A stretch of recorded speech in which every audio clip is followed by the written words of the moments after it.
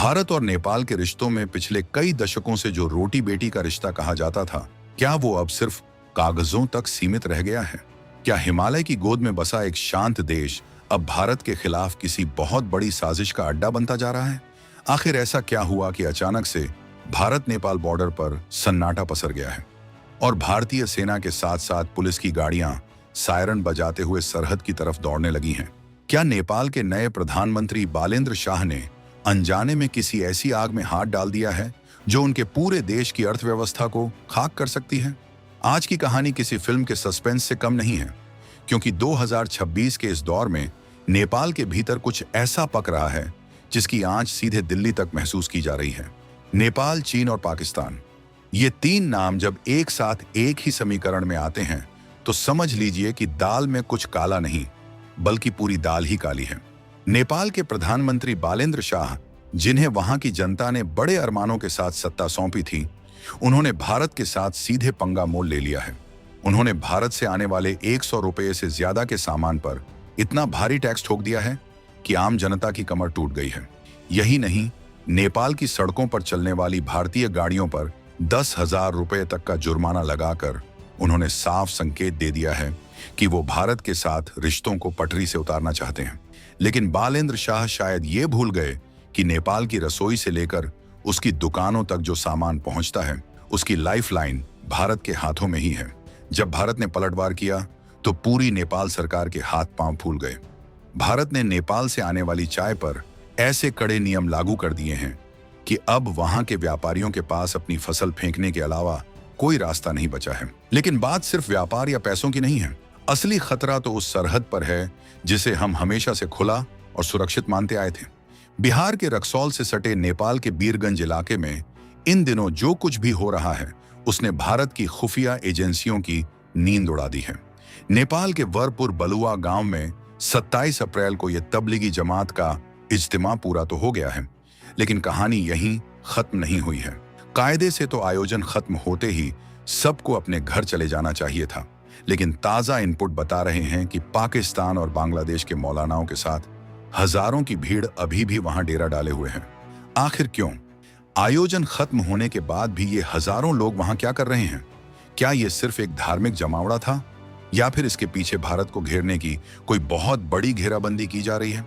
Intelligence bureau यानी IB की एक गोपनीय रिपोर्ट ने साफ कर दिया है कि अगर वक्त रहते कार्रवाई नहीं की गई तो बॉर्डर पार से कुछ ऐसी चीजें भारत में दाखिल हो सकती हैं जो हमारी सुरक्षा के लिए बहुत बड़ा सिरदर्द बन जाएंगी। अब जरा इस पूरी क्रोनोलॉजी को समझिए। एक तरफ बालेंद्र शाह भारत को आंखें दिखा रहे हैं, भारतीयों पर टैक्स का बोझ डाल रहे हैं, और दूसरी तरफ उनकी नाक के नीचे पाकिस्तान और बांग्लादेश की एजेंसियां अपनी गोटियां फिट कर रही हैं। 27 अप्रैल को प्रोग्राम खत्म होने के बावजूद इन लोगों का वहां जमे रहना बहुत बड़े खतरे का इशारा है। भारत को शक है कि इस भीड़ की आड़ में कुछ ऐसे लोग सरहद पार करने की फिराक में हैं जो भारत में अशांति फैलाना चाहते हैं। यही वजह है कि आज रक्सौल बॉर्डर पर आप जाएंगे तो आपको वहां का नजारा बदला हुआ दिखेगा। चप्पे चप्पे पर एसएसबी के जवान तैनात हैं। बिहार पुलिस के आला अधिकारी खुद गाड़ियों की चेकिंग कर रहे हैं और सादे कपड़ों में घूम रहे जासूस हर आने जाने वाले पर पैनी नजर रख रहे हैं। भारत ने अपनी सीमावर्ती पुलिस और राज्य पुलिस की सभी टीमों को एसएसबी के साथ फुल अलर्ट पर डाल दिया है। लेकिन कहानी में ट्विस्ट यहीं खत्म नहीं होता। बॉर्डर पर अब तस्करी का स्टाइल भी बदल चुका है। वो दिन चले गए जब लोग साइकिलों या कंधों पर छोटा मोटा सामान लेकर चोरी छिपे निकल जाते थे। अब तो बड़े बड़े कंटेनरों का इस्तेमाल हो रहा है। ये कंटेनर दिखने में तो व्यापारिक लगते हैं, लेकिन इनके भीतर क्या छुपा है, ये बात अब सुरक्षा एजेंसियों को परेशान कर रही है। नेपाल की नई सरकार ने जिस तरह से भारत के खिलाफ मोर्चा खोला है, उसने इन तस्करों को एक तरह से खुली छूट दे दी है। लेकिन भारत ने भी साफ कर दिया है कि अब नरमी का जमाना गया। अगर नेपाल अपनी हरकतों से बाज नहीं आया तो भारत उसके खिलाफ स्थायी समाधान की तरफ बढ़ सकता है। आखिर ये स्थायी समाधान क्या है? क्या भारत नेपाल की आर्थिक नाकेबंदी करने जा रहा है, या फिर सीमा पर बाड़ लगाने का वो फैसला लिया जाएगा जो नेपाल की पूरी इकोनॉमी को तबाह कर देगा? नेपाल की जनता आज खुद को ठगा हुआ महसूस कर रही है। वहां के लोग जानते हैं कि जब भी नेपाल पर कोई मुसीबत आई, चाहे वो भूकंप हो या ईंधन की किल्लत, भारत सबसे पहले खड़ा रहा। लेकिन बालेंद्र शाह की जिद ने आज आम नेपाली नागरिक को मुश्किल में डाल दिया है। भारत ने जो चाय वाला दाम खेला है, उसने नेपाल के चाय बागानों में खलबली मचा दी है। 1 मई से लागू होने वाले नए नियमों के तहत अब नेपाल की चाय का एक एक दाना लैब में चेक होगा। अगर उसकी क्वालिटी जरा भी कम मिली तो उसे भारतीय बाजार में घुसने नहीं दिया जाएगा। नेपाल के लिए ये किसी वज्रपात से कम नहीं है, क्योंकि उसकी चाय का सबसे बड़ा खरीदार भारत ही है। अब सवाल ये है कि क्या बालेंद्र शाह झुकेंगे या फिर वो चीन के इशारों पर नाचते हुए अपने ही देश को बर्बादी की तरफ ले जाएंगे। बिहार के पूर्वी चंपारण जिले का रक्सौल इलाका, जो भारत और नेपाल के बीच व्यापार का सबसे बड़ा गेटवे है, वहां इन दिनों माहौल में भारी तनाव है। पुलिस की जीपें धूल उड़ाती हुई बॉर्डर की तरफ दौड़ रही हैं। एसपी हेमंत सिंह और रक्सौल के एसडीपीओ मनीष आनंद खुद ग्राउंड जीरो पर मोर्चा संभाले हुए हैं। नेपाल से आने वाले हर ट्रक, हर बस और यहां तक कि पैदल चलने वालों की भी सघन तलाशी ली जा रही है। ये सख्ती इसलिए है क्योंकि बीरगंज में हुआ इज्तिमा भले ही तारीख के हिसाब से खत्म हो गया हो, लेकिन वहां विदेशी मौलानाओं का महाजुटान अभी भी बना हुआ है। जब पाकिस्तान और बांग्लादेश से आए ये लोग नेपाल के इस छोटे से गांव को खाली नहीं कर रहे हैं, तो समझ लीजिए कि मामला कुछ ज्यादा ही गहरा है। भारत की सुरक्षा एजेंसियों के पास इनपुट है कि इस भीड़ का इस्तेमाल भारत के खिलाफ किसी बड़ी योजना के लिए किया जा सकता है। नेपाल के प्रधानमंत्री बालेंद्र शाह को शायद लग रहा है कि वो भारत को ब्लैकमेल कर सकते हैं। उन्होंने नेपाल में भारतीय नंबर प्लेट वाली गाड़ियों पर जो 10,000 रुपए का जुर्माना लगाया है, वो सीधे सीधे उन भारतीय सैलानियों को निशाना बनाना है जो नेपाल की जीडीपी में बड़ा योगदान देते हैं। यही नहीं, 100 रुपये से ज्यादा के सामान पर कस्टम ड्यूटी लगाकर उन्होंने नेपाल के ही दुकानदारों की रोजी रोटी पर लात मारी है। बॉर्डर के दोनों तरफ रहने वाले लोगों के बीच जो भाईचारा था, उसमें बालेंद्र शाह ने जहर घोलने का काम किया है। लेकिन भारत अब चुप बैठने वाला नहीं है। दिल्ली से सीधा संदेश दे दिया गया है कि अगर आप हमारी सुरक्षा के साथ खिलवाड़ करेंगे तो हम आपके व्यापार की कमर तोड़ देंगे। अब जरा चाय वाले मामले की गहराई को समझें। नेपाल की जो चाय भारत आती थी, उसमें अक्सर शिकायतें आती थीं कि वो घटिया क्वालिटी की है या फिर उसमें मिलावट है। पहले भारत इसे पड़ोसी धर्म निभाते हुए नजरअंदाज कर देता था, लेकिन जब नेपाल ने भारत के खिलाफ मोर्चा खोल ही दिया है, तो भारत ने भी अपने क्वालिटी कंट्रोल के हथियार निकाल लिए हैं। 1 मई से जो नियम लागू हो रहे हैं, वो इतने सख्त हैं कि नेपाल के छोटे तो क्या, बड़े बड़े चाय व्यापारियों के पसीने छूट रहे हैं। चाय की हर खेप की टेस्टिंग होगी और अगर पैरामीटर मैच नहीं हुए तो ट्रक वापस नेपाल भेज दिए जाएंगे। ये बालेंद्र शाह के लिए एक सीधा मैसेज है कि भारत पर निर्भर रहकर आप भारत को ही आंखें नहीं दिखा सकते। बॉर्डर पर तस्करी का जो नया खेल शुरू हुआ है, वो और भी डरावना है। कंटेनरों के जरिए अवैध सामान की सप्लाई की जा रही है। सुरक्षा एजेंसियों को डर है कि इन कंटेनरों में सिर्फ कपड़े या इलेक्ट्रॉनिक सामान नहीं, बल्कि कुछ ऐसी चीजें भी हो सकती हैं जो देश की आंतरिक सुरक्षा के लिए बड़ा खतरा बन जाए। इसीलिए रक्सौल बॉर्डर के मैत्री पुल पर अब ऐसी चेकिंग हो रही है जैसी पहले कभी नहीं देखी गई। पुलिस और एसएसबी के जवान रात दिन एक किए हुए हैं। किसी भी तीसरे देश के नागरिक को भारतीय सीमा में घुसने से पहले कड़ी पूछताछ और दस्तावेजों की जांच से गुजरना पड़ रहा है। नेपाल की अशांति का असर भारत के सीमावर्ती इलाकों में न पड़े, इसके लिए बिहार पुलिस और विशेष दस्तों को हाई अलर्ट पर रखा गया है। बीरगंज का ये इज्तिमा 27 अप्रैल को समाप्त हो गया, लेकिन उसके बाद भी हजारों लोगों का वहां जमे रहना भारत के लिए एक बड़ी चुनौती बन गया है। आईबी यानी इंटेलिजेंस ब्यूरो की रिपोर्ट कहती है कि नेपाल के रास्ते भारत में कुछ ऐसे लोग दाखिल होने की कोशिश कर रहे हैं जो बांग्लादेश और पाकिस्तान के इशारों पर काम करते हैं। ये लोग आयोजन खत्म होने के बाद भी भीड़ के बीच छिपे हुए हैं और सही मौके का इंतजार कर रहे हैं। इसीलिए सरहद पर सादे कपड़ों में पुलिस तैनात की गई है। हर वो शख्स जो संदिग्ध लग रहा है, उसकी कुंडली खंगाली जा रही है। नेपाल की हुकूमत को यह समझना होगा कि अगर उनकी धरती का इस्तेमाल भारत के खिलाफ साजिश रचने के लिए हुआ तो इसके नतीजे बहुत गंभीर होंगे। भारत ने पहले ही ऐलान कर दिया है कि सुरक्षा के मुद्दे पर कोई समझौता नहीं होगा। नेपाल में बालेंद्र शाह की जो राजनीति है, वो पूरी तरह से एंटी इंडिया सेंटीमेंट पर टिकी हुई है। उन्हें लगता है कि भारत के खिलाफ बोलकर और कड़े कदम उठाकर वो नेपाल में अपनी लोकप्रियता बढ़ा सकते हैं। लेकिन वो ये भूल गए कि नेपाल एक लैंडलॉक्ड देश है जिसकी 3 तरफ से सीमाएं भारत से लगती हैं। नेपाल का सारा व्यापार, उसका ईंधन और उसकी जरूरत का सामान भारत के रास्ते ही आता है। अगर भारत ने अपनी सीमाएं पूरी तरह से सील कर दी या फिर चेकिंग के नाम पर ट्रकों को रोकना शुरू कर दिया, तो नेपाल में हाहाकार मच जाएगा। 2026 का ये नया दौर भारत के लिए अपनी सीमाओं को सुरक्षित करने का दौर है और इसमें किसी भी तरह की ढिलाई की कोई गुंजाइश नहीं है। भारत नेपाल सीमा पर जो ये घमाघमी है, ये सिर्फ एक दो दिन की बात नहीं है, ये एक बड़े बदलाव की आहट है। नेपाल के बीरगंज में मौलानाओं का आयोजन खत्म होने के बाद भी न जाना और भारत की तरफ से चाय पर पाबंदी लगाना, ये दोनों घटनाएं आपस में जुड़ी हुई हैं। ये एक तरह का प्रॉक्सी वॉर है जो अब खुलकर सामने आ गया है।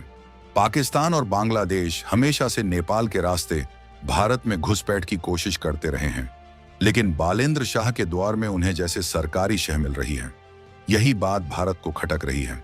भारत ने साफ कर दिया है कि अगर नेपाल अपनी जमीन पर इन अवांछित तत्वों को पनाह देना बंद नहीं करता, तो भारत को मजबूरन कुछ ऐसे सख्त कदम उठाने पड़ेंगे जो नेपाल के लिए किसी सदमे से कम नहीं होंगे। रक्सौल थाने की पुलिस और सुरक्षा बल के जवान जिस तरह से मैत्री पुल पर मुस्तैद हैं, वो दिखाता है कि खतरा कितना बड़ा है। वहां से गुजरने वाली हर छोटी बड़ी गाड़ी की डिग्गी खोली जा रही है, कागजात चेक किए जा रहे हैं और लोगों की पहचान की पुष्टि की जा रही है। बिहार पुलिस ने सीमा से सटे गांवों में भी गश्त बढ़ा दी है। स्थानीय लोगों को भी अलर्ट किया गया है कि अगर उन्हें कोई भी अनजान व्यक्ति दिखे तो तुरंत पुलिस को सूचना दें। नेपाल के बीरगंज में हुआ ये आयोजन अब सिर्फ एक धार्मिक सभा नहीं रह गया है, बल्कि ये भारत की सुरक्षा व्यवस्था की परीक्षा बन गया है। पाकिस्तान और बांग्लादेश की जुगलबंदी ने इस पूरे मामले को इंटरनेशनल लेवल पर लाकर खड़ा कर दिया है। नेपाल की इकोनॉमी पहले से ही मुश्किल दौर में है और अब चाय पर भारत की सख्ती ने कोड़ में खाज का काम किया है। नेपाल के चाय व्यापारी गुहार लगा रहे हैं कि भारत अपने फैसले वापस ले ले, लेकिन भारत सरकार ने रुख साफ कर दिया है। जब तक नेपाल की सरकार अपना रवैया नहीं बदलती और भारत के खिलाफ जहर उगलना बंद नहीं करती, तब तक उसे कोई रियायत नहीं मिलेगी। बालेंद्र शाह ने जो टैक्स लगाया है, उसका जवाब भारत ने चाय पर सख्ती करके दिया है। ये जैसे को तैसा वाली नीति है जिसे 2026 का भारत बखूबी निभाना जानता है। अब गेंद नेपाल के पाले में है, या तो वो दोस्ती का हाथ बढ़ाए या फिर चीन और पाकिस्तान के झांसे में आकर अपनी तबाही का रास्ता खुद चुने। तस्करी के जो नए तरीके सामने आए हैं, उनमें बड़े बड़े लॉजिस्टिक कंटेनरों का इस्तेमाल होना सुरक्षा एजेंसियों के लिए एक बड़ी चुनौती है। इन कंटेनरों को स्कैन करना और उनकी गहराई से जांच करना समय लेने वाला काम है, जिससे बॉर्डर पर ट्रकों की लंबी कतारें लग रही हैं। लेकिन सुरक्षा से बढ़कर कुछ भी नहीं है। भारत ने स्पष्ट कर दिया है कि भले ही व्यापार में थोड़ी देरी हो, लेकिन एक भी संदिग्ध चीज भारत की सीमा में दाखिल नहीं होनी चाहिए। नेपाल बॉर्डर पर जो ये कंटेनर ट्रेंड शुरू हुआ है, इसके पीछे कुछ बड़े सिंडिकेट का हाथ होने का शक है, जिन्हें सरहद पार से फंडिंग मिल रही है। इन सिंडिकेट्स का काम सिर्फ सामान की तस्करी करना नहीं, बल्कि भारत की अर्थव्यवस्था को चोट पहुंचाना भी है। नेपाल के प्रधानमंत्री बालेंद्र शाह शायद ये सोच रहे थे कि भारत उनके टैक्स वाले फैसले को चुपचाप सह लेगा, लेकिन उन्हें अंदाजा नहीं था कि भारत के पास आर्थिक मोर्चे पर ऐसे कई हथियार हैं जो बिना किसी शोर शराबे के नेपाल की नींद उड़ा सकते हैं। चाय वाला फैसला तो सिर्फ शुरुआत है। अगर जरूरत पड़ी तो भारत अन्य सामानों के आयात निर्यात पर भी इसी तरह के कड़े नियम लागू कर सकता है। नेपाल की जनता अब सड़कों पर उतरने की तैयारी में है, क्योंकि बालेंद्र शाह के फैसलों का सीधा असर उनकी जेब पर पड़ रहा है। भारत के साथ दुश्मनी मोल लेना नेपाल के लिए कितना महंगा साबित हो सकता है, ये बात अब काठमांडू के सत्ता गलियारों में धीरे धीरे समझ आने लगी है। बीरगंज के वरपुर बलुआ गांव में 27 अप्रैल को इज्तिमा संपन्न होने के बावजूद हजारों विदेशी मेहमानों का वहां रुकना एक सोची समझी रणनीति का हिस्सा लग रहा है। सुरक्षा एजेंसियों की चिंता की एक और वजह यह है कि इसमें शामिल होने वाले कई लोग फर्जी दस्तावेजों के आधार पर अपनी पहचान छिपा सकते हैं। पाकिस्तान और बांग्लादेश से आने वाले कई लोगों के पास ऐसे पासपोर्ट और वीजा होने की खबर है जो संदिग्ध लग रहे हैं। इसीलिए भारतीय इमिग्रेशन और पुलिस ने नेपाल बॉर्डर पर अपनी जांच प्रक्रिया को और अधिक जटिल बना दिया है। किसी भी विदेशी नागरिक को जो भारत का नहीं है या नेपाल का नहीं है, उसे बॉर्डर पार करने की अनुमति बिल्कुल नहीं दी जा रही है। ये एक तरह की घेराबंदी है ताकि कोई भी अवांछित तत्व भारत में घुसकर कोई खुराफात न कर सके। नेपाल के भीतर जो ये भारत विरोधी लहर पैदा करने की कोशिश की जा रही है, उसके पीछे कुछ बाहरी ताकतों का हाथ साफ नजर आता है। चीन ने पिछले कुछ सालों में नेपाल में अपना निवेश बहुत ज्यादा बढ़ा दिया है और इसके बदले में वो नेपाल की राजनीति को कंट्रोल करना चाहता है। बालेंद्र शाह का भारत के खिलाफ रुख अपनाना इसी चीनी प्रभाव का नतीजा माना जा रहा है। लेकिन चीन ये भूल जाता है कि भूगोल को बदला नहीं जा सकता। नेपाल की जो भौगोलिक स्थिति है वो उसे हर हाल में भारत पर निर्भर रहने के लिए मजबूर करती है। भारत ने हमेशा नेपाल को एक छोटे भाई की तरह देखा है, लेकिन जब छोटा भाई ही दुश्मनों के साथ मिलकर घर में आग लगाने की कोशिश करे तो बड़े भाई को सख्त होना ही पड़ता है।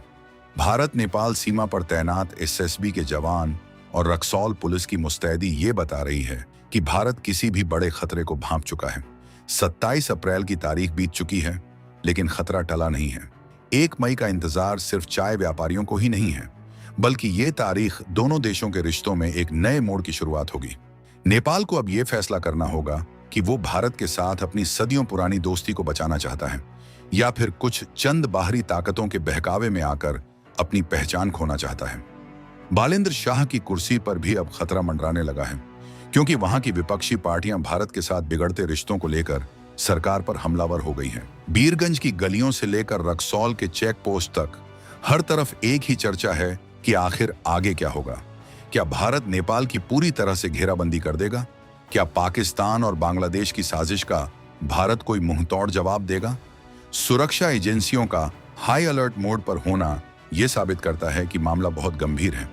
आयोजन समाप्त होने के बाद भी लोगों का न हटना इस शक को यकीन में बदल रहा है कि दाल में कुछ काला है। तस्करी के बदले तरीके और कंटेनर का बढ़ता इस्तेमाल ये इशारा कर रहे हैं कि दुश्मन अब नए और ज्यादा खतरनाक रास्ते अपना रहा है। लेकिन भारत की फोर्स अब हर उस साजिश को कुचलने के लिए तैयार है जो हमारी सरहद की तरफ आंख उठाकर देखेगी।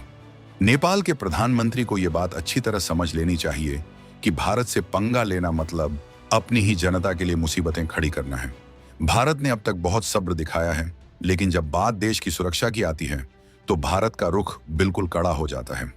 बीरगंज में अभी भी जमे हुए मौलानाओं की एक एक हरकत पर दिल्ली से नजर रखी जा रही है। अगर एक भी गलत कदम उठाया गया तो उसका अंजाम नेपाल को भुगतना होगा। ये नया दौर है जहां भारत अपनी शर्तों पर रिश्ते निभाता है। नेपाल की इकोनॉमी जो काफी हद तक भारतीय पर्यटकों और व्यापार पर टिकी है, वो अब ढलान पर है। बालेंद्र शाह के बॉर्डर टैक्स और गाड़ियों पर भारी जुर्माने ने नेपाल के टूरिज्म सेक्टर को बर्बाद कर दिया है। भारतीय सैलानियों ने नेपाल जाना कम कर दिया है, जिससे वहां के होटल और रेस्टोरेंट खाली पड़े हैं। इसके ऊपर से भारत की चाय वाली स्ट्राइक ने नेपाल के कृषि क्षेत्र को हिलाकर रख दिया है। नेपाल में अब यह शोर उठने लगा है कि बालेंद्र शाह देश को किस दिशा में ले जा रहे हैं। क्या वो नेपाल को एक और श्रीलंका बनाना चाहते हैं? बॉर्डर पर चेकिंग की वजह से जो लंबी कतारें लग रही हैं, उनमें फंसे लोग भी परेशान हैं, लेकिन सुरक्षा के सामने ये परेशानी कुछ भी नहीं है। भारतीय एजेंसियों का मानना है कि इस सख्ती के जरिए वो न सिर्फ तस्करों को रोक रहे हैं, बल्कि उन लोगों को भी कड़ा संदेश दे रहे हैं जो नेपाल को भारत के खिलाफ इस्तेमाल करना चाहते हैं। पाकिस्तान और बांग्लादेश की जो साजिश बीरगंज के जरिए शुरू हुई थी, उसे भारत ने समय रहते भांप लिया है और अब उस पर ताला लगाने की तैयारी पूरी है। भले ही 27 अप्रैल को प्रोग्राम खत्म हो गया हो, लेकिन भारत की नजरें अभी भी वहां खड़ी हुई हैं। नेपाल की सरकार को यह समझना होगा कि भारत के साथ उसके रिश्ते सिर्फ व्यापारिक नहीं हैं, बल्कि ये सांस्कृतिक और भावनात्मक भी हैं। इन रिश्तों में दरार डालना नेपाल के लिए आत्मघाती साबित होगा। भारत ने हमेशा नेपाल का साथ दिया है, लेकिन अगर नेपाल अपनी जमीन पर भारत विरोधियों को पनाह देगा तो भारत उसे माफ नहीं करेगा। रक्सौल और बीरगंज की ये हलचल सिर्फ एक ट्रेलर है, पूरी पिक्चर अभी बाकी है। आने वाले दिन भारत नेपाल संबंधों के लिए बहुत महत्वपूर्ण होने वाले हैं। क्या नेपाल अपनी गलतियों को सुधारेगा या फिर वो उसी रास्ते पर चलता रहेगा जो उसे बर्बादी की तरफ ले जा रहा है? भारत अपनी सीमाओं की सुरक्षा के लिए किसी भी हद तक जाने को तैयार है। पाकिस्तान और बांग्लादेश की जो नई साजिश सामने आई है, उसने भारत को और भी ज्यादा सतर्क कर दिया है। अब देखना यह है कि बालेंद्र शाह और उनकी हुकूमत इस दबाव को कैसे झेलती है। नेपाल की जनता जो भारत को बहुत चाहती है, वो अब खुलकर सरकार के खिलाफ बोलने लगी है। वहां के लोगों को पता है कि भारत के बिना उनका गुजारा मुमकिन नहीं है। भारत के गुस्से का मतलब है नेपाल में महंगाई और किल्लत। चाय पर जो पाबंदी लगी है, वो तो सिर्फ एक झांकी है। अगर भारत ने पेट्रोलियम और अन्य जरूरी चीजों की सप्लाई पर सख्ती कर दी तो नेपाल में अंधेरा छा जाएगा। बालेंद्र शाह को यह सच्चाई जितनी जल्दी समझ आ जाए उतना ही उनके और उनके देश के लिए अच्छा होगा। बीरगंज का इज्तिमा खत्म होने के बाद भी सुरक्षा एजेंसियां डील नहीं देंगी। उन्हें पता है कि इस तरह के आयोजनों के बाद अक्सर कुछ लोग पीछे रह जाते हैं और फिर भारत में घुसने की कोशिश करते हैं। इसीलिए बॉर्डर पर गश्त और इंटेलिजेंस नेटवर्क को और भी ज्यादा मजबूत किया जा रहा है। रक्सौल के साथ साथ अन्य सीमावर्ती इलाकों में भी इसी तरह की सख्ती बरतने के निर्देश दिए गए हैं। भारत अपनी सरहद को अभेद्य बनाने के मिशन पर है। पाकिस्तान और बांग्लादेश के उन हजारों लोगों का वहां डटे रहना ही सबसे बड़ा रेड फ्लैग है। नेपाल के प्रधानमंत्री ने जो आग लगाई है उसकी तपिश अब खुद उनके दरवाजे तक पहुंच गई है।